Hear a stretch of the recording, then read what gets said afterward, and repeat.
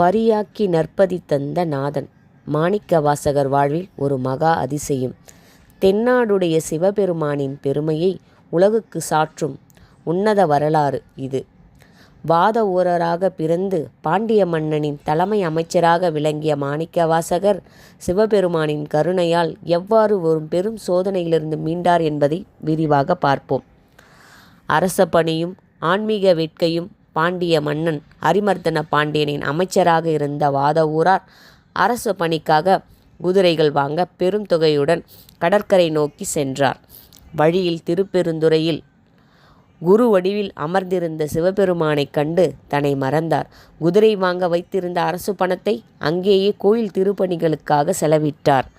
குறிப்பிட்ட காலம் முடிந்தும் குதிரைகள் வராததால் மன்னன் கோபமடைந்தான்.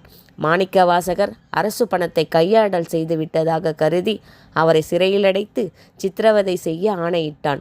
முதுகில் பாறாங்கற்களை சுமக்க வைத்தும் கடும் வெயிலில் நிற்க வைத்தும் காவலர்கள் அவரை வதைத்தனர். ஆனால் அவர் நமச்சிவாயா மந்திரத்தை மட்டுமே ஓதி எல்லாவற்றையும் சிவனருளாக ஏற்றுக்கொண்டார். தன் பக்தனின் துயரம் தாங்காத இறைவன் நந்தீஸ்வரரையும் மற்ற பூதகணங்களையும் அழைத்து காட்டில் இருந்த நரிகளை உயர்தர குதிரைகளாக மாற்ற ஆணையிட்டார். ஆவணி மூல நட்சத்திரத்தன்று மதுரையே அதிரும் வகையில் ஆயிரக்கணக்கான குதிரைகள் அணிவகுத்து வந்தன.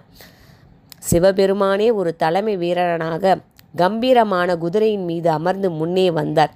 இதை கண்டு மிரண்டு போன மன்னன் தன் தவறை உணர்ந்து மாணிக்க வாசகரை விடுவித்து அவரிடம் மன்னிப்பு வேண்டினான். மன்னனிடம் குதிரைகளை ஒப்படைத்துவிட்டு ஈசன் மறைந்தார். ஆனால் அன்று நள்ளிரவு ஒரு வினோதம் நடந்தது. கொட்டிலில் கட்டப்பட்டிருந்த குதிரைகள் அனைத்தும் மீண்டும் நரிகளாக மாறி ஊளையிட்டு கொண்டு காட்டிற்குள் ஓடின. இதனால் ஆத்திரமடைந்த மன்னன் மீண்டும் மாணிக்க வாசகரை தண்டித்தான். இதற்காகவே வைகையில் வெள்ளத்தை பெருகெடுத்து ஓடச் செய்து மீண்டும் ஒரு திருவிளையாடலை இறைவன் நிகழ்த்தினார். பிட்டுக்கு மண் சுமந்த படலம். நாம் கற்க வேண்டிய பாடம் இதில். இறைவனின் மேல் உண்மையான பக்தி கொண்டிருப்பவர்களுக்கு சோதனைகள் வரலாம். ஆனால் இந்த சோதனையின் முடிவில் இறைவனே நேரில் வந்து துணை நிற்பார் என்பதற்கு இந்த நரியை பரியாக்கிய படலம் ஒரு சான்று. நன்றி, வணக்கம்.